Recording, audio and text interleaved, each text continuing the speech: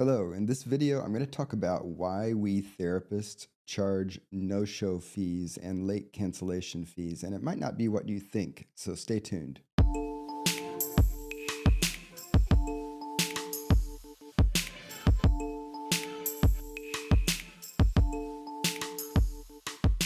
Welcome to Wellness with John. I'm John Peters, and these are resources to help you thrive. Thank you for joining me in this video, and thanks for watching my channel. If you have yet to subscribe, please hit the subscribe button because I would love to grow my subscriber count, okay? That out of the way, in today's video, I want to talk a little bit about why we therapists charge no-show fees when people don't show up at appointments or when people have late cancellations. And it might not be exactly what you think. What you probably are thinking about is the fact that to become a therapist, it takes years of study, a lot of work, and tens of thousands of dollars. And it also takes a lot of money to keep up a business, a practice of therapy, because you have all of the overhead that goes into maintaining your business, as well as the maintenance of your license. It costs money to maintain a license, it costs money for continuing education, malpractice insurance, and a whole host of things related to the costs of being a therapist and continuing to be a therapist and showing up, right? Advertising, things like that. So that's the common sense answer to why we charge no-show fees is, well, it costs me some money to be here, and therefore you should pay me money if you don't show up. But here's the part that you may not know.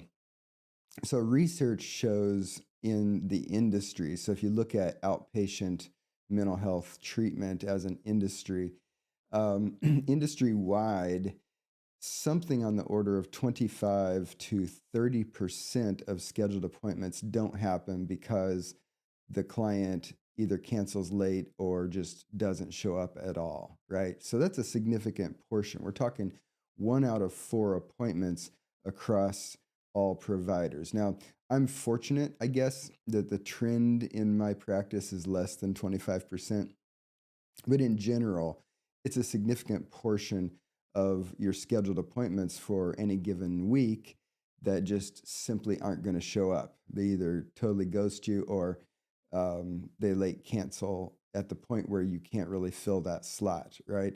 So, that's one reason that we charge a no-show fee, because if you think about lost productivity, if the therapist is going to, charge a certain amount for a certain amount of work, and a significant portion of people aren't showing up, either we put some of that financial burden on the people who are no-showing with a no-show fee, or we have to just put that cost of lost productivity back into the hourly cost of practice. So if we didn't charge a no-show fee to the people who actually aren't showing up, it means that even you people who are showing up would have to pay a higher hourly rate. And you probably don't want to pay 25 to 30% higher per hour if you're the ones showing up in general. And you'd rather just have the people who don't show pay for that extra cost, right? So that's really the main reason that we charge that, because it's a pervasive issue. However, most people actually generally show up. And my policy actually with my clients is I give people grace. So even though I charge a no-show fee, I just forgive the first instance of that without a charge, no matter what it is. It doesn't matter if it's a good reason or a bad reason. You could just like blow it off, forget it, have a totally flaky reason. Doesn't matter to me. I just give grace of one no-show without any charge at all. But I charge after that when people no-show, because there is a subset of people who end up burdening the overall system with a lot of hassle and lost productivity, because some people are chronic in no-showing, maybe for good reasons, maybe not. But, the reality is, obviously if someone is chronically no-showing and not really meaningfully participating in the process, that's a related but separate issue, and we might renegotiate the agreement of what we're doing together, like in the therapy, or invite someone to go get some other provider or something. But the thing is that, you know, everybody has their own reasons for doing this, that, or the other thing. If you want to no show on me, my life is going to go on. I'll be fine.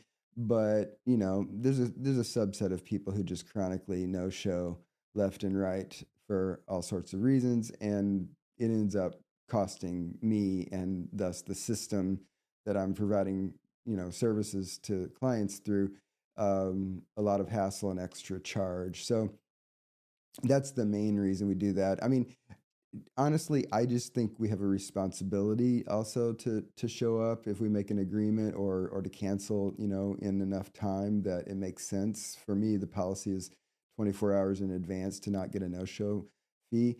I actually follow this in reverse too.